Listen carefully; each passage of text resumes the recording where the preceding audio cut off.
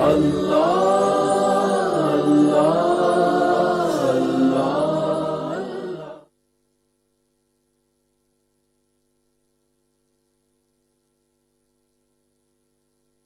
اللہ الرحمن الرحیم۔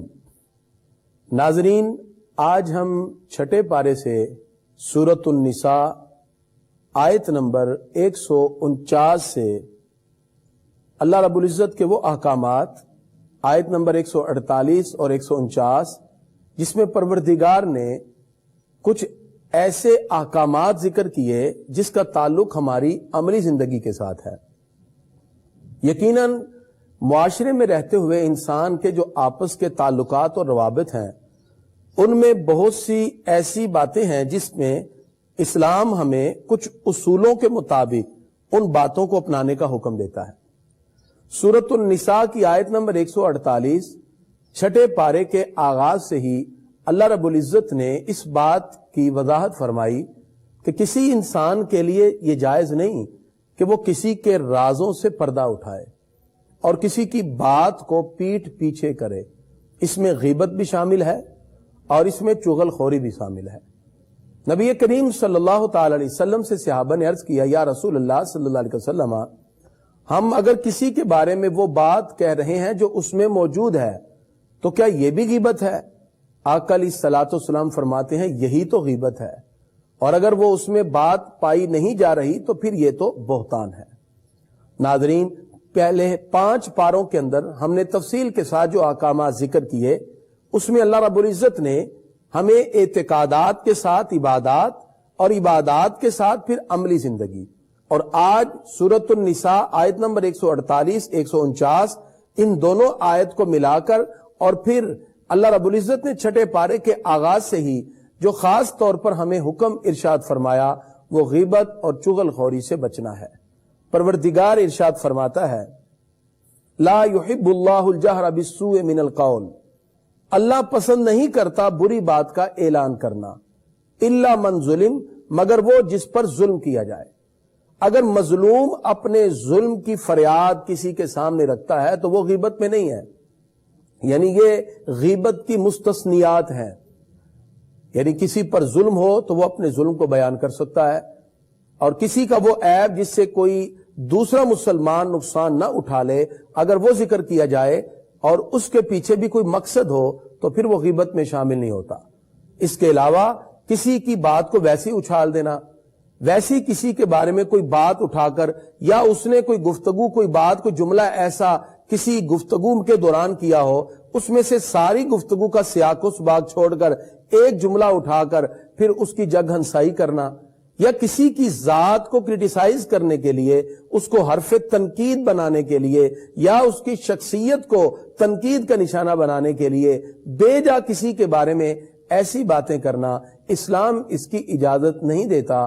پروردگار ارشاد فرماتا ہے اللہ ایسی چیز کے بارے میں پسند نہیں فرماتا کہ تم اس کا اعلان کرتے پھرو۔ پروردگار نے اس سے اگلی آیت میں ارشاد فرمایا، ان تبدو خیرن، اگر تم کوئی بھلائی کے کام کو علانیہ طور پہ کرو گے، او تخفو، یا اسے چھپا کے کرو گے، یعنی ہم بھلائی اعلانیہ طور پہ کریں یا چھپا کے کریں، او تعفو انسو، یا کسی برائی سے درگزر کریں، فإن اللہ کان عفوا قدیرا، بے شک پروردگار بھی معاف کرنے والا اور قدرت والا ہے۔ ناظرین، اس میں کتنے خوبصورت انداز میں پروردگار نے واضح طور پہ ارشاد فرما دیا کہ کسی نیکی کو اگر آپ ظاہراً کرتے ہیں یا چھپا کے کرتے ہیں، اس سے کوئی غرض نہیں، اللہ تعالیٰ اس کو جاننے والا ہے، اور پروردگار بندے کے اخلاص پر ہی اسے اجر عطا فرماتا ہے۔ انسان کو اچھائی اور نیکی کے کاموں میں بڑھ چڑھ کر آگے حصہ لینا چاہیے، بلکہ ایک حدیث میں آقا علیہ الصلوۃ والسلام ارشاد فرماتے ہیں کہ اللہ رب العزت ارشاد فرماتا ہے، من ستر مسلمن سترہ اللہ یوم القیامہ، جو کسی بندے کا عیب دیکھ کر اس پر پردہ ڈال دے تو اللہ قیامت کے دن اس کے عیبوں پہ پردہ ڈال دے گا۔ اس سے پتا چلا ہمیں ایک دوسرے کے عیبوں پہ پردہ ڈالنا چاہیے، نہ کہ کسی کے عیبوں کو اچھالنا چاہیے، اور نہ یہ کہ کسی کی کمزوری کو دیکھ کر اس سے ناجائز فائدہ اٹھایا جائے، اس کو بلیک میل کیا جائے اس کی کمزوری سے فائدہ اٹھا کر۔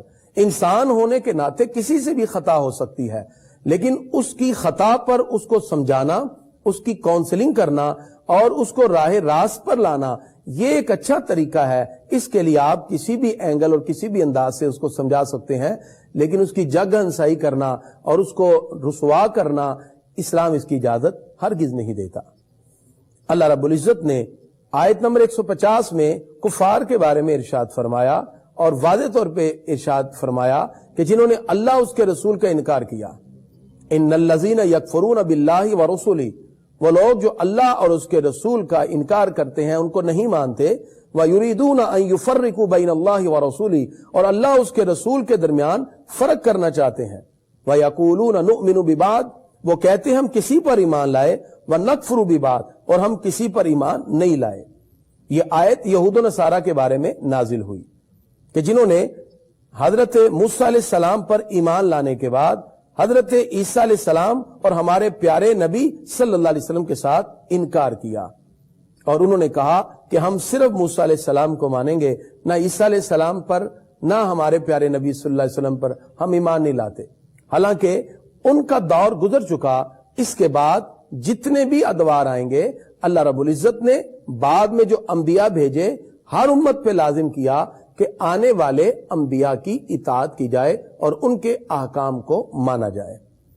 لہذا اگر توریت اللہ کا کلام ہے تو انجیل مقدس بھی تو اللہ کا کلام ہے۔ جس وقت تک توریت پر حکم کرنے کا حکم تھا، جو لوگ اس کو مانتے رہے وہ راہ حق پر رہے، اور جب انجیل مقدس آ گئی تو فرمایا اب اس کے مطابق عمل کرو۔ اور اب اگر توریت، زبور، انجیل یہ سب منسوخ ہو گئیں تو اللہ تعالیٰ فرماتا ہے کہ میں نے تمہیں قرآن مجید عطا کیا، لہذا تم اب اس کے مطابق عمل کرو۔ ناظرین، جب ہم قرآن مجید کو پڑھتے ہیں تو اللہ تعالیٰ قرآن مجید میں 4 طرح کے لوگوں سے چیلنج سے بات کرتا ہے۔ ان کے اندر یہود ہیں، نمبر 2 نصارہ، نمبر 3 مشرکین، اور نمبر 4 منافقین۔ قرآن مجید میں ان چاروں گروہوں سے وقتاً فوقتاً پروردگار نے کلام کیا اور ان کو چیلنج کیا کہ حق صرف دین اسلام میں ہے۔ یہود اپنے دور میں حق پہ تھے، عیسائی اور نصارہ اپنے دور پہ حق میں تھے۔ مشرکین کو شرک کرنے سے منع کیا کہ بتوں کو چھوڑ کر اسلام کی طرف آؤ، اور منافقین سے کہا گیا کہ دل سے اسلام کی حقانیت کو مانو، نہ کہ صرف ظاہراً تم اطاعت کرو اور باطناً تمہارے دل کے اندر کفر چھپا ہو۔ اس وقت تک تمہارے ایمان کا اعتبار نہ ہوگا جب تک ظاہراً باطناً اسلام کے احکام کے مطابق تم زندگی نہیں گزارتے، جس طرح یہاں اللہ تعالیٰ نے یہود و نصارہ سے خطاب کیا۔ اللہ رب العزت ارشاد فرماتا ہے والذین آمنوا باللہ ورسلہ، اور وہ جو اللہ اور اس کے سارے رسولوں پر ایمان لائے، ولم یفرقوا بین احد منہم، اور وہ کسی پر ایمان لانے میں فرق نہیں کرتے، وہ مسلمان ہے۔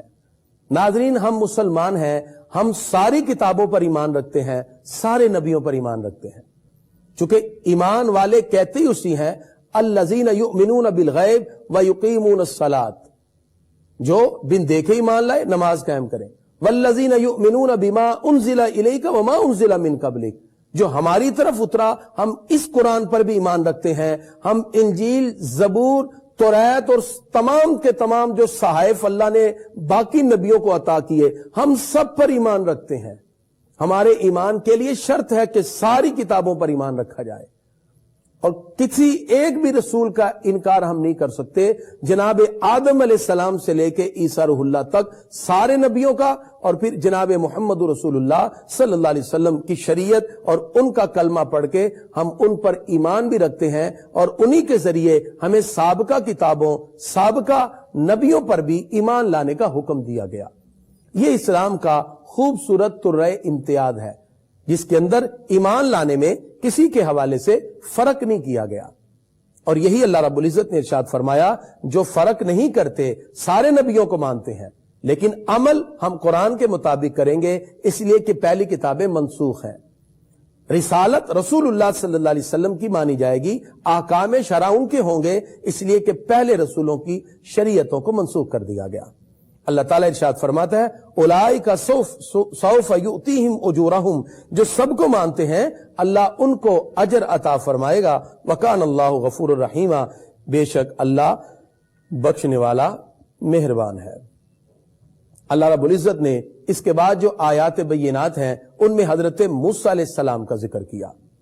حضرت موسیٰ علیہ السلام کی قوم کے کچھ لوگ تھے، وہ کہنے لگے ارین اللہ جہرا، ہمیں اللہ دکھائیے اللہ کیسا ہے۔ وہ لوگ چونکہ بچڑے کی عبادت میں کچھ عرصہ مشغول رہے تو وہ آنکھ سے دیکھی جانے والی چیزوں کے بارے میں زیادہ یقین رکھتے تھے۔ موسیٰ علیہ السلام نے ان کو منع کیا لیکن وہ باز نہ آئے۔ وہ کہنے لگے ہم نے تو اللہ کو دیکھنا ہے۔ تو حضرت موسیٰ علیہ السلام طور پر لے گئے، ایک چنگاڑ آئی، ایک کڑک آئی اور وہ سارے کے سارے مر گئے۔ پھر پروردگار نے موسیٰ علیہ السلام کے عرض کرنے پر ان کو زندہ کیا۔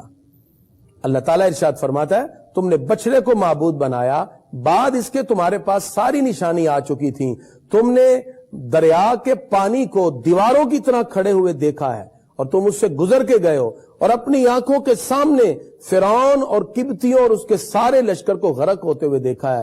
اللہ فرماتا پھر بھی تو مجھ پہ ایمان نہیں لاتے۔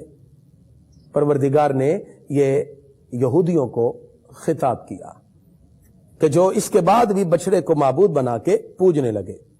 اللہ تعالیٰ ارشاد فرماتا ہے وَرَفَعْنَا فَوْقَهُمُ الطُّورَ، ہم نے طور پہاڑ تم پہ بلند کیا۔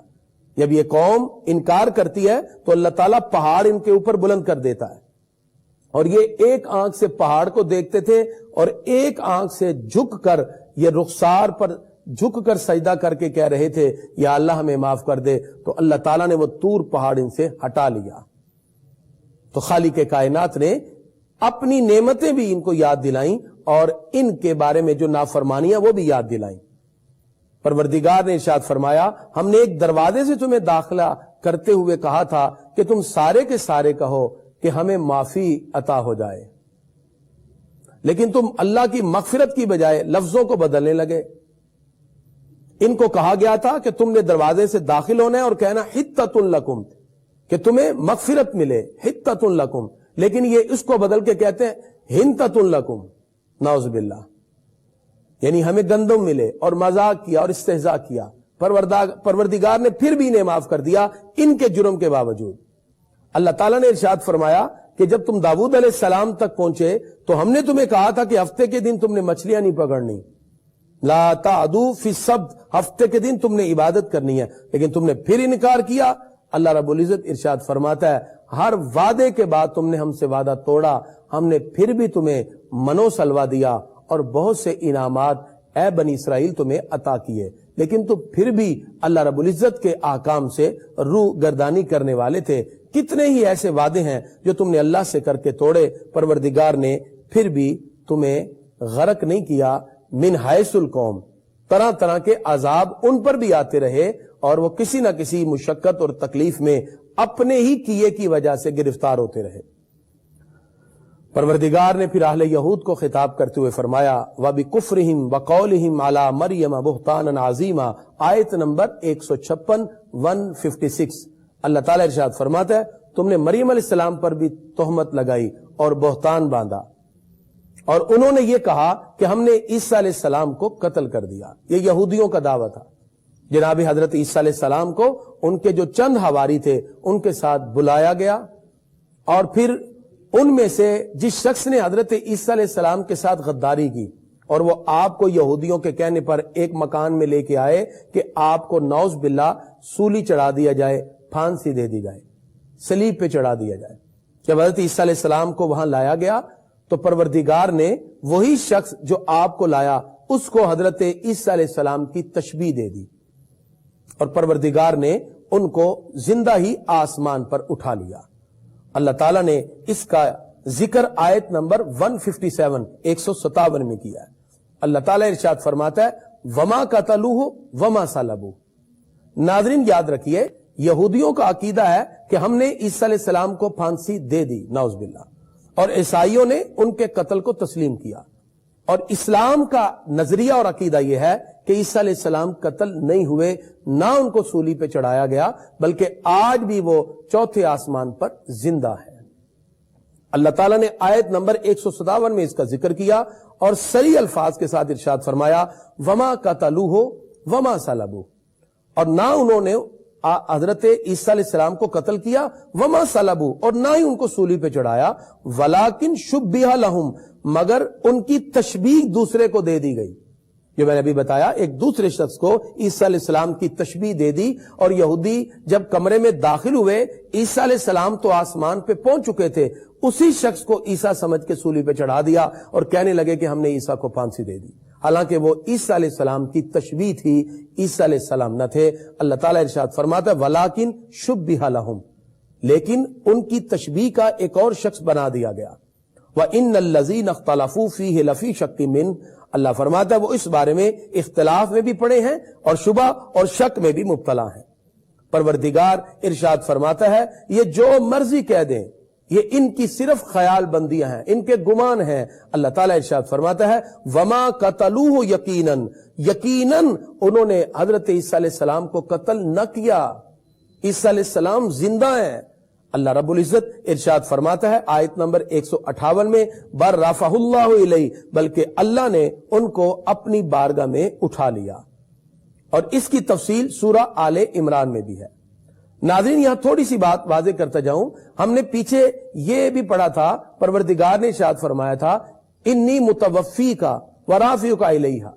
بعض احباب اسے سمجھتے ہیں کہ انی متوفی کا مطلب یہ ہے کہ حضرت عیسیٰ علیہ السلام کو وفات دے دی گئی اور وہ فوت ہو گئے، حالانکہ انی متوفی، یہ جو متوفی کا لفظ ہے یہ وفا سے بنا ہے، اور وفا کے کئی معنی ہیں، اس کا ایک معنی پورا کرنا بھی ہے۔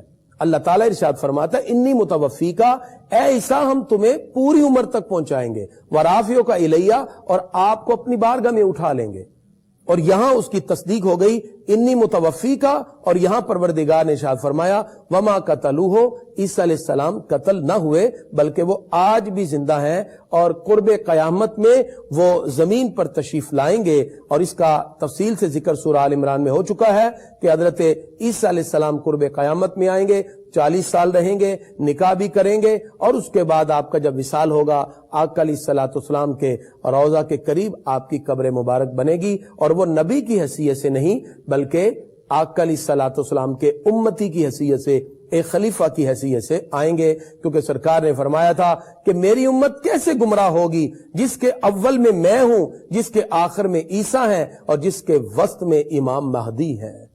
یہ حدیث باقاعدہ آقا علیہ الصلوۃ والسلام کی ہم نے سورہ آل عمران میں بھی ذکر کی تھی۔ اس کے بعد رب قدوس نے ارشاد فرمایا سود کے حوالے سے، آیت نمبر 161 میں پروردگار ارشاد فرماتا ہے کہ یہ لوگ سود لے رہے ہیں، یعنی پیسے پر بغیر محنت کے منافع، اسے سود کہا جاتا ہے۔ ہر وہ منافع جو بغیر کسی محنت کے عوض ملتا ہے وہ سود کہلاتا ہے۔ اللہ رب العزت ارشاد فرماتا ہے کہ ہم نے ان کو منع کیا تھا، اور لوگ پھر بھی سود کی طرف جا رہے ہیں۔ اللہ تعالیٰ ارشاد فرماتا ہے آیت نمبر 162 میں لیکن الراسخون فی العلم، لیکن جو علم میں اچھی طرح راسخ ہو چکے ہیں، جو علم میں پکے ہو چکے ہیں، منہم ان میں سے، والمؤمنون اور ایمان والے، یؤمنون بما انزل الیک، جو اس پر بھی ایمان لائے جو آپ کی طرف اترا، وما انزل من قبلک، جو آپ سے پہلے اترا اس پر بھی ایمان لائے، والمقیمین الصلاۃ، وہ نماز قائم کرتے ہیں، والمؤتون الزکاۃ، وہ زکوٰۃ دیتے ہیں، والمؤمنون باللہ والیوم الآخر، وہ اللہ پر بھی ایمان رکھتے ہیں، قیامت پر بھی ایمان رکھتے ہیں، اولئک سنؤتیہم اجرا عظیما، اللہ تعالیٰ ارشاد فرماتا ہے ہم انہیں بہت بڑا اجر عطا فرمائیں گے۔ گرامی حضرات، یہ دنیا کی زندگی یہ تو مکافات عمل اور ایک ایگزامینیشن سینٹر ہے۔ یہاں تو ہمیں حکم دیا جا رہا ہے امتحان گاہ میں کہ آپ نے ان چیزوں کو اپنانا ہے، یہ لمٹس ہیں، یہ تمہاری باؤنڈری لائن ہے، اس کو کراس نہیں کرنا، اور اگر کوئی سے آگے بڑھتا ہے اللہ تعالیٰ فرماتا ہے وہ رب قدوس کی حدود کو توڑنے والا ہے، لہذا اس کے لیے عذاب کی وعید سنا دی گئی، اور جنہوں نے اللہ کے احکام کو اپنایا اللہ تعالیٰ ارشاد فرماتا ہے ہم ان کو بہت سا اجر عطا فرمائیں گے۔ پروردگار نے اہل کتاب کی توجہ اس بات کی طرف مبذول کرائی کہ اگر تمہیں وحی کی صورت میں کچھ احکام اللہ کے ملتے ہیں تو ان کو بھی تو ہم نے وحی کی صورت میں عطا کیے۔ آیت نمبر 164 کے اندر اللہ تعالیٰ نے ارشاد فرمایا انا اوحینا الیک کما اوحینا الی نوح، بے شک اے محبوب ہم نے آپ کی طرف بھی وحی بھیجی جیسے نوح علیہ السلام کی طرف، والنبیین من بعدہ، اور اس کے بعد دوسرے پیغمبروں کی طرف۔ ابراہیم علیہ السلام، اسماعیل علیہ السلام، اسحاق علیہ السلام، یعقوب علیہ السلام اور ان کی اولادیں، عیسیٰ علیہ السلام، ایوب علیہ السلام، یونس علیہ السلام، ہارون علیہ السلام، سلیمان علیہ السلام، داؤد علیہ السلام، یہ سارے انبیاء کرام کو اللہ کی طرف سے وحی ملتی ہے۔ تو جب ان کی وحی کو تسلیم کیا جاتا ہے تو وہی رب تو اپنے پیارے محبوب جناب محمد رسول اللہ صلی اللہ علیہ وسلم کو بھی وحی کے ذریعے یہ احکام عطا فرما رہا ہے۔ خالق کائنات نے اسی طرح کفار کے بارے میں بھی واضح کیا کہ وہ ظلم کی راہ کو نہ اپنائیں۔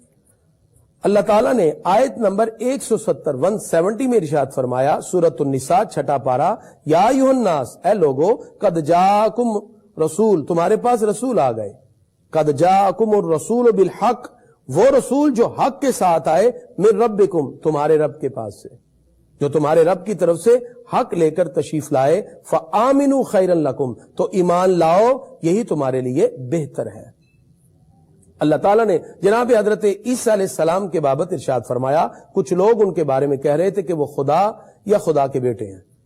اللہ تعالیٰ نے اس مقام پر آیت نمبر 171 میں اس بات کی وضاحت کی کہ وہ لوگ جو دین میں غلو کرنے والے ہیں، غلو کہتے ہیں حد سے بڑھ جانا، فرمایا تم غلو نہ کرو، انما المسیح عیسیٰ ابن مریم، بے شک عیسیٰ، حضرت عیسیٰ علیہ السلام مسیح ابن مریم ہے، یعنی مریم کے بیٹے ہیں، رسول اللہ، وہ اللہ کے رسول ہیں، وکلمتہ، وہ ایک کلمہ ہے، القاہا الی مریم، جو مریم علیہ السلام کی طرف منتقل کر دیا گیا، وروح من، اور وہ اللہ کی طرف سے ایک روح ہے، فآمنوا باللہ ورسولہ، تو اللہ اور اس کے رسول پر ایمان لاؤ۔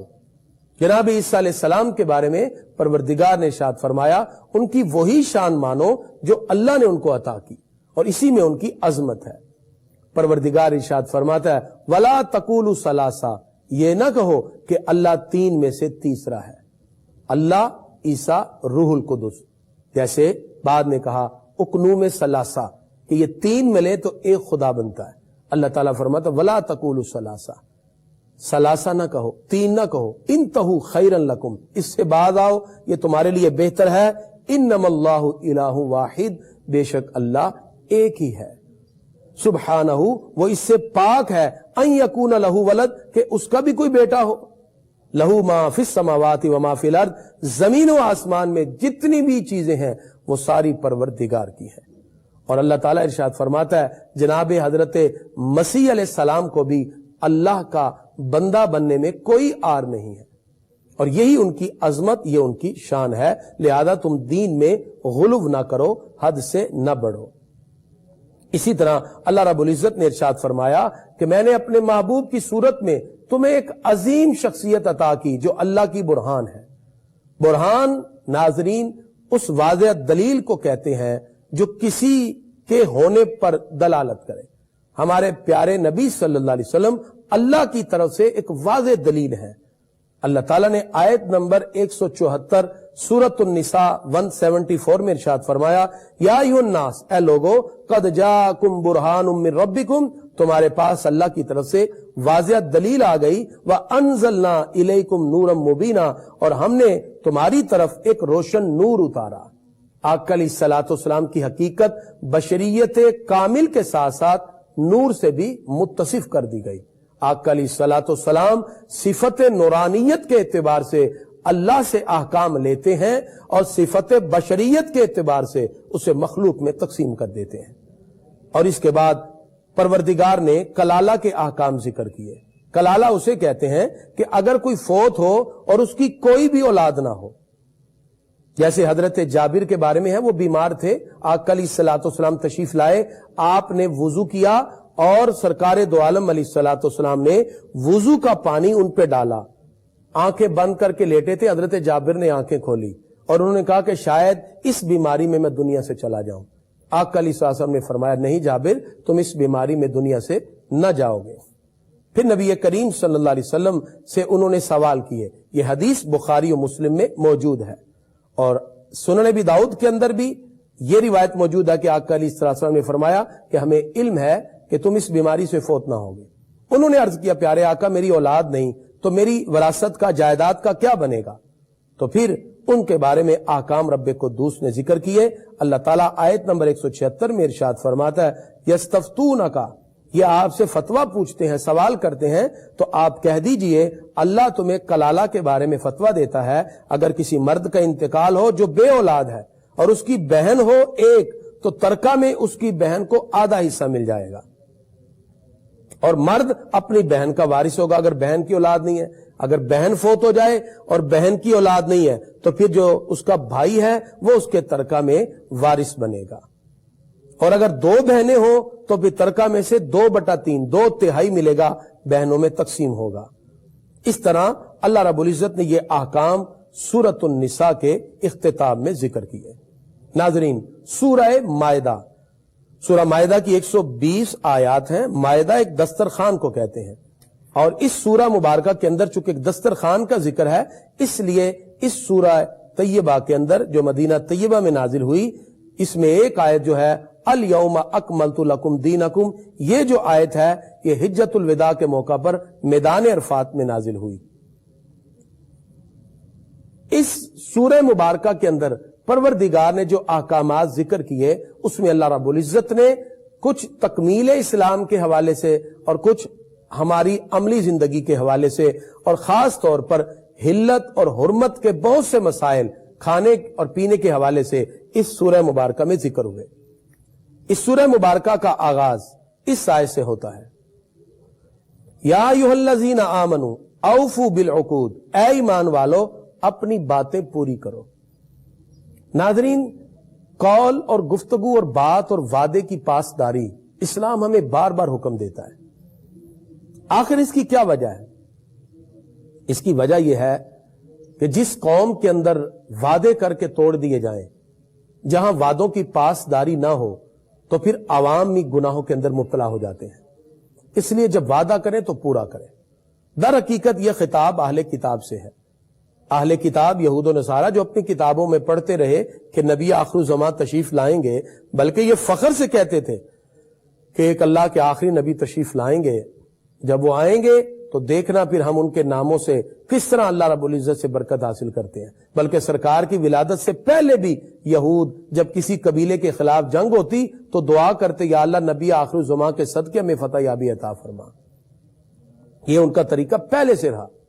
یستفتحون علی الذین کفروا، قرآن میں ذکر ہے، وہ فتح طلب کرتے تھے کفار پر، لیکن جب آقا علیہ السلام تشریف لائے انہوں نے اپنے وعدے توڑ دیے، تو اللہ تعالیٰ نے در حقیقت ان کو فرمایا اوفوا بالعقود، اے ایمان والو اپنے وعدے تو پورے کرو۔ اس کے بعد پروردگار ارشاد فرماتا ہے یا ایھا الذین آمنوا، اے ایمان والو لا تحلوا شعائر اللہ، اللہ کے نشان کو اپنے لیے حلال نہ ٹھہراؤ، یعنی جو اللہ تعالیٰ نے چیزوں کو متعین کر دیا ہے، وہ جو نشان اللہ نے مقرر کیے ہیں وہ اپنے لیے حلال نہ ٹھہراؤ۔ تو شاعر اللہ جو اللہ کے نشان ہیں، جن کو اسلام کی علامات کہا جاتا ہے، اس کو کسی بھی طور پر نہیں توڑنا چاہیے۔ ناظرین، ہر دین کا ایک نشان ہے، سمبولیکل کچھ چیزیں اسلام کے اندر بھی دی گئی ہیں جنہیں ہم دین ابراہیمی یا فطرت انسانی سے تعبیر کرتے ہیں، وہ شاعر اللہ ہیں۔ اس کی بہت تفصیل ہے، جیسے اسلام کی بہت سی چیزیں ہیں جو ہماری علامت اور ہماری نشانیاں ہیں۔ تو اللہ تعالیٰ نے ارشاد فرمایا ان شاعر اللہ کا احترام کرو، اور دین کے اندر جو چیزیں اسلام نے خوبصورت طریقے سے بطور علامت ہمارے لیے مقرر کر دی، ان کا احترام کرو۔ اس لیے فرمایا کہ شہر حرام کی حرمت والے جو مہینے ہیں ان کا بھی ادب رکھو۔ حرمت والے جو مہینے ہیں ان میں 4 ہیں، ذی القعدہ، ذی الحج محرم اور رجب جدا سے ہے، 4 مہینے۔ وللہدی، فرمایا وہ جو جانور تم قربانی کے لیے بیچتے ہو، اس وقت لوگ چونکہ عمرہ حج کے لیے پیدل جاتے تھے یا اونٹوں پر گھوڑوں پر، اپنے ساتھ جانور لے کے جاتے جو وہاں جا کے ذبح کرتے، تو فرمایا ان کو بھی اپنے لیے حلال نہ سمجھو، اور وللقلائد، اور جن جانوروں پر تم نے نشانیاں آویزاں کر دی۔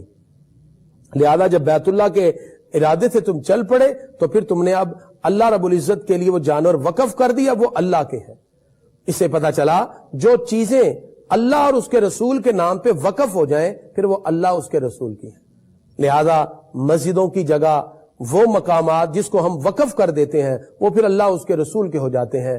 پھر وہ مساجد ہوں تو تحت الثری سے فوق العرش تک وہ اللہ ہی کا وہ سارے کا سارا بیت اللہ کے اندر آ جاتا ہے، اللہ کے گھر میں آ جاتا ہے، لہذا پھر وہ لوگوں کی ذاتی منفعت کے لیے استعمال نہیں ہو سکتا۔ جتنی بھی چیزیں ہم وقف کر دیتے ہیں تو پھر وہ اللہ اور اس کے رسول کے نام پہ وقف ہو جاتی ہیں۔ اللہ رب العزت نے ارشاد فرمایا کہ جس وقت تم حالت احرام میں ہو تم نے شکار نہیں کرنا۔ اس سے بھی پتا چلا کہ حالت احرام میں حرمت والی جگہ پر ہم چونٹی بھی نہیں مار سکتے۔ پھر پروردگار نے ارشاد فرمایا وَلَا يَجْرِمَنَّكُمْ شَنَآنُ قَوْمٍ، کسی قوم کی عداوت تمہیں اس بات پہ نہ ابارے ان صدوکم عن المسجد الحرام کہ تم مسجد حرام میں آنے سے ان کو روک دو۔ یعنی مسلمانوں کو جس وقت 6 ہجری صلح حدیبیہ کے موقع پر کفار نے روکا تھا، اب مکہ فتح ہو چکا ہے، تو فرمایا کہ تم کبھی ان کو نہ روکنا اس انداز میں۔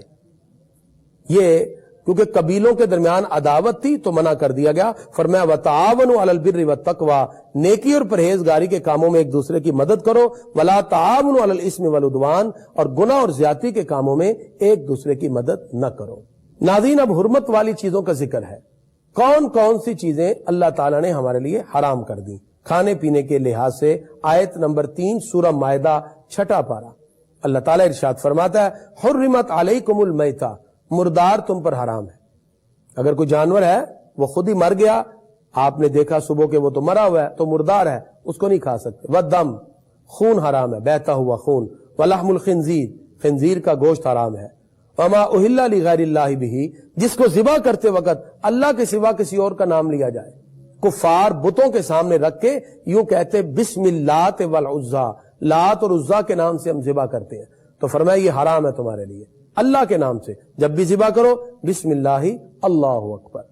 البتہ اگر کسی کے لیے آپ کر رہے ہیں، جیسے ہمارے پیارے نبی صلی اللہ علیہ وسلم قربانی کرتے وقت سنن ابی داؤد کی روایت ہے، ایک مینڈا اپنی طرف سے کرتے، ایک اپنی امت کے لیے، تو آقا علیہ السلام بسم اللہ اللہ اکبر، اس کے بعد آپ دعا کرتے اللہم تقبل منی ومن امت محمد وآل محمد صلی اللہ علیہ وسلم۔ سرکار دعا کرتے یا اللہ میری طرف سے، میری آل کی طرف سے اور میری امت کی طرف سے اسے قبول فرما۔ اللہم تقبل منی وآل محمد ومن امت محمد صلی اللہ تعالی علیہ وسلم۔ تو لہذا آپ اس طرح کسی کے نام سے ذبح کرنے کے بعد اس کو نام دے کے دعا کر سکتے ہیں۔ اللہ تعالیٰ نے ارشاد فرمایا جو گلا گھونٹ کے مر گیا، جانور ہے اس کی رسی ٹائٹ ہو گئی، وہ پتہ نہ چلا مر گیا، اس کو بھی نہیں کھا سکتے۔ والموقوذۃ، جو بے دھار کی چیز سے، کسی چیز سے رگڑ کھائی، خون بہہ گیا، مر گیا، وہ جانور نہیں کھا سکتے۔ اسی طرح جو گر کے مر گیا، یا کسی جانور نے سینگ مارا تو مر گیا، یا کسی درندے نے کھایا، وہ سب کی سب چیزیں، یا جو بتوں کے نام پہ لوگ دے دیتے تھے، فرمایا یہ سب کے سب تم نہیں کھا سکتے، اگرچہ اس کے بہت سے فوائد بھی ہیں۔ جس وقت یہ منع کیا، بہت سے امیر لوگ تھے مکہ میں جو کیا کرتے، جوا کھیلتے گوشت پر، اور جو جیت جاتا وہ گوشت غریبوں میں بانٹ دیتا۔ اس وقت یہ منع کیا گیا کہ تم یہ گوشت ایسے بانٹتے ہو، یہ درست نہیں۔ وہ کہتے اس کے فائدے بھی تو دیکھیں، غریبوں کے گھر میں چولہا جل جاتا ہے، اگرچہ ہم جوا کھیل رہے ہیں لیکن گوشت تو غریبوں تک پہنچ رہا ہے۔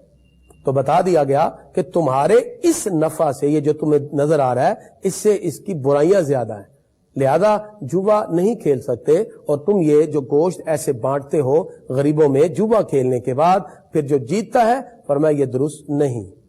اس لیے اللہ رب العزت ارشاد فرماتا ہے کہ ان چیزوں کی طرف بچنا، ان چیزوں کی طرف بڑھنے سے بچنا یہ مومن کی ذمہ داری ہے۔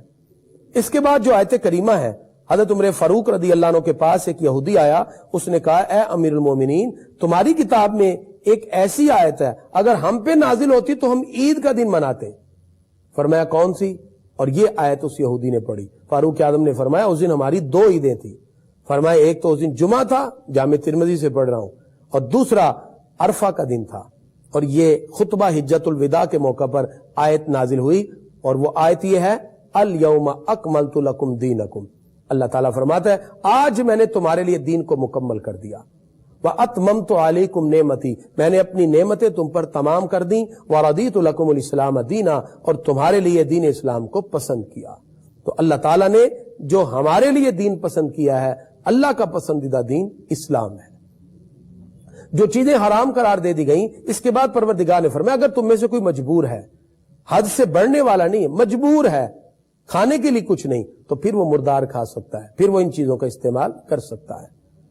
اور پھر اسی طرح اللہ رب العزت نے ارشاد فرمایا، یہ لوگ تم سے پوچھتے ہیں کہ اے پیارے محبوب صلی اللہ علیہ وسلم فرما دیجئے کہ کون کون سی چیزیں ہمارے لیے حلال ہیں، ماذا احل لہم، تو آپ انہیں کہہ دیجئے پاکیزہ چیزیں۔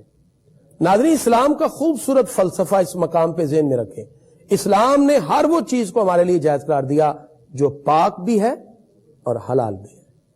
بہت سی چیزیں حلال ہوں گی، ہو سکتا ہے پاکیزہ نہ ہو۔ بکرے کا گوشت حلال ہے، چوری کریں گے تو پھر وہ اس وقت پھر حلال نہیں رہے گا، یعنی اس کو ہم کہیں گے وہ پاکیزہ نہیں ہے، کیونکہ وہ ریسورس غلط سے یوز کیا گیا۔ تو اسلام نے دو چیزیں بتائیں، ایک وہ چیز کہ جو فی نفس ہی پاک ہو، حلال ہو، دوسرا اس کو حاصل کرنے کے ذرائع بھی جائز اور حلال ہو۔ یہ نہ ہو کہ حلال چیز کو ناجائز ریسورس سے حاصل کیا جائے اور انسان سمجھے کہ شاید میں نے سود کے کاروبار سے یا پیسے سے یا بہت سے غلط ریسورس سے حلال چیزیں حاصل کر لی ہیں، تو وہ حلال اگرچہ فی نفسی تو ہیں لیکن وہ پاکیزہ نہیں ہے۔ اسلام نے دونوں چیزوں کا حکم دیا ہے، حلال بھی کھاؤ اور پاکیزہ بھی کھاؤ۔ اس کے بعد کچھ احکام ذکر کیے۔ اکثر لوگ شکار کرتے تھے تو وہ اپنے پاس کچھ کتے سدھا کر رکھ لیتے تھے، ان کو سکھا لیتے تھے۔ تو اسلام کا خوبصورت فلسفہ کیا ہے کہ اگر آپ نے اپنے پالے ہوئے گھر میں جو کتے کو سکھا دیا اور پھر آپ شکار کے لیے فائر کرتے ہو اور وہ دوڑ کے جاتا ہے، اس کو منہ سے پکڑ کے لے آتا ہے، اگرچہ اس نے منہ میں پکڑا اور کتا جو ہے اگرچہ نجس ہے لیکن اس کو سکھانے کی وجہ سے اس کا جو جھوٹا ہوگا اس کو بھی پاک قرار دے دیا گیا، اس کے منہ سے جو پکڑ کے وہ لایا اس کو بھی حلال قرار دے دیا۔ البتہ اس کے لیے چند شرطیں ہیں۔ اس کے لیے سب سے پہلی شرط یہ ہے کہ مسلمان کا وہ جانور ہو، کیونکہ حلال چیزیں مسلمان کے لیے ہیں۔ پہلی شرط یہ ہے کہ وہ شکاری جانور جس کو سدھا لیا گیا، وہ کتا یا اس کی نو سے کوئی بھی ہے، تو وہ ہو مسلمان کا۔ نمبر 2، اس نے شکار کو زخم لگا کے مارا ہو، جب اس کو فائر کیا وہ زخم لگ کے مارا ہو، کیونکہ زخم لگنے سے خون نکل جاتا ہے، جب خون نکل گیا تو پھر اس میں ذبح کا حکمی طور پر حکم پایا گیا۔ پھر شکاری جانور جب چھوڑنا ہے تو بسم اللہ اللہ اکبر کہہ کے چھوڑا جائے۔ اور اگر شکاری کے پاس شکار زندہ پہنچ گیا، یعنی جب اس کتے نے یا کسی اور جانور نے اس کو منہ سے پکڑ کے واپس لے کے آیا تو پھر وہ زندہ تھا اور زندہ ہے تو پھر اس کو ذبح کیا جائے۔ اگر اس کو پھر بھی ذبح نہ کیا تو پھر بھی وہ حلال نہ ہوگا۔ لہذا یہ سکھایا ہوا جو شکاری جانور ہے اس کے لیے یہ سارے احکام ہیں کہ اس کو سکھایا جائے۔ وہ کتا بھی ہو، اکثر لوگ شاہین اور بڑے بڑے جو پرندے ہوتے ہیں ان کو بھی سدھار لیتے ہیں اور پھر فائر کرتے ہیں اور وہ پرندے ان کو اٹھا کے ان تک لے آتے ہیں، تو اس صورت میں بھی وہ حلال ہوں گے اگر یہ مذکورہ شرائط جو میں نے بتائیں یہ ساری پائی جاتی ہوں۔ یہ احکام بھی سورہ مائدہ میں اللہ تعالیٰ نے ذکر فرمائے۔ اس کے بعد آیت نمبر 6 میں اللہ تعالیٰ نے وضو کا ذکر کیا۔ پروردگار ارشاد فرماتا یا ایھا الذین آمنوا، اے ایمان والو، اذا قمتم الی الصلاۃ، جب نماز کے لیے کھڑے ہو، فاغسلوا وجوہکم، ناظرین وضو کا پہلا فرض اپنے چہرے کو سارا دھو، وایدیکم الی المرافق، اپنے ہاتھ کو کوہنیوں سمیت، بعض کوہنیوں تک دھوتے ہیں، نہیں کوہنیوں سمیت، کیونکہ الی المرافق ہے اور غایا مغیہ میں داخل ہے، یہ مرافق جو کوہنی ہے یہ اس میں داخل ہے۔ وامسحوا برؤوسکم، ناظرین اپنے سر کا مسح کرنا یہ بھی فرض میں داخل ہے، اور چوتھائی سر کا فرض ہے اور پورے سر کا سنت ہے۔ وارجلکم الی الکعبین، اور اپنے پاؤں کو گھٹوں تک دھو لو۔ یہ 4 فرض ہیں، باقی وضو کے اندر سنتیں ہیں۔ اور فرمایا وَإِن كُنتُمْ جُنُبًا، اگر تمہیں غسل کی حاجت ہو، حالت جنابت ہے، فَطَّهَّرُوا، پھر خوب پاک ہو۔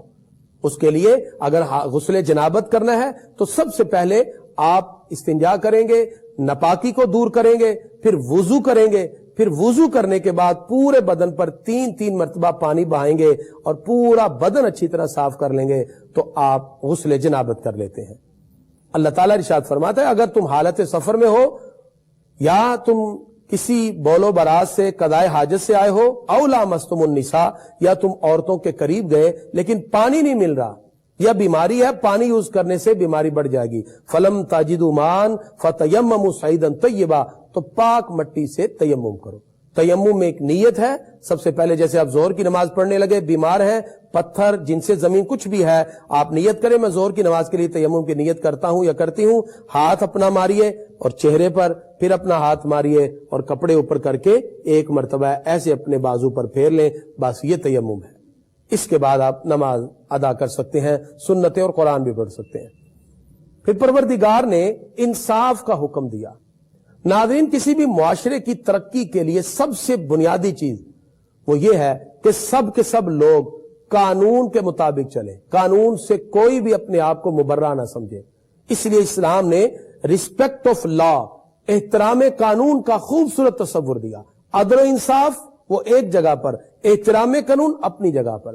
اگر کسی قوم میں، کسی علاقے اور ملک میں لوگ قانون کا احترام نہ کریں اور ہر بڑا یہ سمجھے کہ شاید قانون توڑنا میرا حق ہے، وہ معاشرہ تذبذب میں مبتلا ہوگا، وہ معاشرہ تباہی کے دہانے تک پہنچ جائے گا.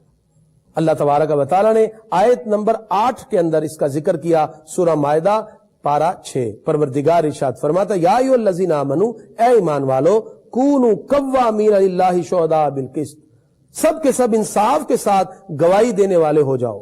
سب اللہ کی رضا کے لیے انصاف کے ساتھ گواہی دو. ولا یجرمنکم شنآن قوم، کسی قوم کی عداوت تمہیں اس بات پر نہ ابھارے، الا اللہ تعدلوا، کہ تم عدل کا ساتھ چھوڑ دو. اے دلو، عدل کرو، ہوا اقرب للتقوی، یہ تقوی کے زیادہ قریب ہے. عدل کی مثال حضرت سیدہ کائنات کے بارے میں سرکار نے کہا تھا، جب فاطمہ نامی ایک قبیلہ مخزوم کی عورت نے چوری کی. عرض کیا گیا پیارے آقا کچھ نرمی فرمائیں، تو سرکار نے فرمایا میری بیٹی فاطمہ بھی ہوتی تو ہاتھ اس کا بھی کاٹ دیا جاتا.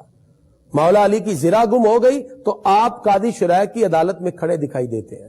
آپ نے اپنے غلام قمبر اور اپنے بیٹے حسن کی گواہی پیش کی تو کہا گیا کہ بیٹا اور غلام کی گواہی مالک اور باپ کے حق میں قبول نہیں ہوتی. جب آپ گواہی دینے سے عاجز آئے تو اس وقت پھر جب قسم اٹھائی یہودی نے تو زرہ ان کو دے دی گئی، اور اس یہودی نے زرہ آپ کے قدموں میں رکھ کے کلمہ پڑھ کے کہا اس سے سچا دین کوئی نہیں ہو سکتا کہ جس میں عوام اور حاکم وقت کے درمیان اتنا عدل و انصاف رکھا جائے. یہی وہ عدل و انصاف کے تقاضے تھے جس کو پورا کرنے کے بعد یہ لوگ دنیا کے اندر جگمگاتے دکھائی دیے اور پوری دنیا ان کی مثالیں دیتی رہیں. اس لیے آج ہمیں بھی یہی حکم ہے کہ عدل اور انصاف کو اپناؤ، اگرچہ وہ معاملہ ہمارے اپنے ہی کسی ذاتی رشتہ دار کے خلاف کیوں نہ ہو. اسی طرح پروردگار نے ارشاد فرمایا کہ تم کسی قوم کی طرف بغیر کسی وجہ سے دست درازی نہ کرو. اسے ہم آج کل عصبیت کہتے ہیں. بعض لوگ اپنے قبیلے، قوم، برادری کی وجہ سے عصبیت میں مبتلا ہو کر ایک دوسرے کا خون تک کر دیتے ہیں، صرف اس وجہ سے کہ یہ ہماری برادری ہے، یہ ہمارا قبیلہ ہے، یہ ہماری قوم ہے. اگرچہ یہ غلط بھی ہو تو بھی مد مقابل کے ساتھ لڑنے کے لیے کھڑے ہو جاتے ہیں. عصبیت سے اسلام نے منع کیا ہے کہ تم صرف اس بنیاد پر کہ یہ ہماری قوم ہے اگرچہ غلط ہے پھر بھی تم مد مقابل کے سامنے لڑنے کے لیے کھڑے ہو جائے. اسلام نے اس سے منع کیا. اسی طرح اس سے اگلی آیات میں رب قدوس نے نماز کی ادائیگی کا حکم دیا اور فرمایا کہ جو ہم سے تم نے وعدہ کیا اس کو پورا کرو. اسی طرح اگلی آیات میں بھی پروردگار نے عیسائیوں کا ذکر کیا اور نصارہ کا ذکر کیا، اور پروردگار آیت نمبر 15 میں ارشاد فرماتا ہے قد جاءکم من اللہ نور و کتاب مبین، بے شک تمہارے پاس ایک نور آیا اور کتاب مبین آئی. نور سے مراد جناب محمد رسول اللہ صلی اللہ تعالی علیہ وسلم ہے. امام رازی نے مفاتیح الغیب میں یہ لکھا. اور کتاب مبین سے مراد قرآن مجید ہے. اللہ رب العزت نے اپنے محبوب کو اس آیت میں نور کے ساتھ مخاطب کیا. خالق کائنات نے ارشاد فرمایا لقد کفر الذین قالوا ان اللہ هو المسیح ابن مریم. اللہ رب العزت آیت نمبر 17 میں ارشاد فرماتا ہے بے شک وہ لوگ کافر ہیں جنہوں نے کہا کہ اللہ مسیح ابن مریم ہے. چونکہ جو حضرت عیسیٰ علیہ السلام وہ تو اللہ کے نبی ہیں، جنہوں نے ان کو خدا کہا پروردگار ارشاد فرماتا ہے کہ انہوں نے کفر کیا. وَلِلَّهِ مُلْكُ السَّمَاوَاتِ وَالْأَرْضِ، زمین و آسمان سب اللہ کا ہے. وَمَا بَيْنَهُمَا، جو اس کے درمیان وہ بھی اللہ کا ہے. يَخْلُقُ مَا يَشَاءُ، جسے چاہتا ہے وہ پیدا کرتا ہے. وَاللَّهُ عَلَى كُلِّ شَيْءٍ قَدِيرٌ، اللہ ہر چیز پر قادر ہے. پروردگار نے آیت نمبر 18 میں یہود و نصارہ کا رد کیا. وَقَالَتِ الْيَهُودُ وَالنَّصَارَى نَحْنُ أَبْنَاءُ اللَّهِ وَأَحِبَّاؤُهُ، وہ کہنے لگے کہ ہم اللہ کے بیٹے ہیں، وَأَحِبَّاؤُهُ، اور ہم اللہ کے پیارے ہیں. اللہ تعالیٰ ارشاد فرماتا ہے کہ یہاں کسی کا نبیوں کی اولاد ہونا میرے قرب کا سبب نہیں بنتا جب تک کہ اعمال صالح نہ کی جائیں۔ ناظرین، اس مقام پر اللہ رب العزت نے جناب حضرت موسیٰ علیہ السلام کا ذکر کیا جس وقت وہ جہاد کے لیے اپنی قوم کو لے کر گئے، اور اس کا تفصیل کے ساتھ ذکر پروردگار نے اس مقام پر ارشاد فرمایا۔ خالق کائنات نے جناب حضرت آدم علیہ السلام کے بیٹوں کا ذکر کیا۔ ناظرین، حضرت آدم علیہ السلام ان کے ہاں طریقہ کار یہ تھا، جب روئے زمین پر آ گئے تو حضرت حوا علیہ السلام کے حمل سے ایک لڑکا ایک لڑکی پیدا ہوتے، اور اگلے حمل میں پیدا ہونے والے ایک لڑکا اور دوسری لڑکی سے ان کے ساتھ نکاح کر دیا جاتا۔ گویا کہ حضرت حوا علیہ السلام کے حمل سے ایک مرتبہ پیدا ہونے والے لڑکا لڑکی کو آپس میں بہن بھائی کہا جاتا تھا، اور اگلے حمل میں پیدا ہونے والے لڑکا لڑکی کو ان کا بہن بھائی کہا جاتا تھا۔ اس وقت شریعت یہ تھی، چونکہ مجبوری یہ تھی، اس وقت انسان کوئی اور نہ تھا، صرف حضرت آدم اور حوا علیہ السلام۔ حضرت آدم علیہ السلام کے دو بیٹے حابیل اور قابیل بھی ہیں۔ ہوا یہ کہ جناب حضرت آدم علیہ السلام کے بیٹے قابیل کا نکاح لیوا سے کرنا قرار پایا جو حابیل کے ساتھ پیدا ہوئی، اور حابیل کا نکاح اقلیمہ کے ساتھ جو قابیل کے ساتھ پیدا ہوئی۔ لیکن قابیل ناراض ہوا، اس نے کہا میں تو اقلیمہ سے نکاح کروں گا، وہ خوبصورت ہے۔ آدم علیہ السلام نے سمجھایا بھی وہ تو تیرے ساتھ پیدا ہوئی، اے قابیل اقلیمہ تیری بہن ہے اور تو اپنی بہن سے نکاح نہیں کر سکتا۔ لیکن اس میں جب اختلاف ہوا، ان دونوں نے اپنی اپنی قربانیاں آگے رکھی، ایک نے گندم کا ڈھیر اور ایک نے جانور۔ تو قابیل نے جو انبار گندم کا لگایا اور حابیل نے قربانی بکری کی پیش کی، آسمانی آگ نے حابیل کی قربانی کو قبول کیا۔ اس وقت قربانی قبول ہوتی تھی، آگ آسمان سے آگے کھا جاتی۔ جس وقت یہ قبول ہو گئی تو پھر قابیل نے حابیل کو قتل کیا، اور قتل کرنے کے بعد لاش اٹھا کے پھرتا رہا، پھر ایک کوے کو دیکھا جو چونچ سے دوسرے کوے کو دبا رہا ہے، اس نے پھر ایسے ہی اپنے بھائی کو بھی دبایا۔ اللہ رب العزت نے ارشاد فرمایا جس نے کسی ایک جان کو زندہ کیا گویا کہ اس نے ساری انسانیت کو زندہ کیا، اور جس نے کسی ایک جان کو بھی قتل کیا گویا کہ اس نے ساری انسانیت کو قتل کیا۔ اس طرح ہم نے آج آیت نمبر 32 تک سورہ مائدہ چھٹا پارہ آیت نمبر 32 تک اس کو ہم نے واضح طور پہ پڑھ لیا۔ ثم ان کثیرا منہم بعد ذالک فی الارض لمسرفون، اللہ تعالیٰ ارشاد فرماتا ہے زمین میں ایسے ہی بہت سے لوگ ہیں جو کہ زیادتی کرنے والے ہیں۔ اللہ تعالیٰ ہم سب کو عمل کی توفیق عطا فرمائے۔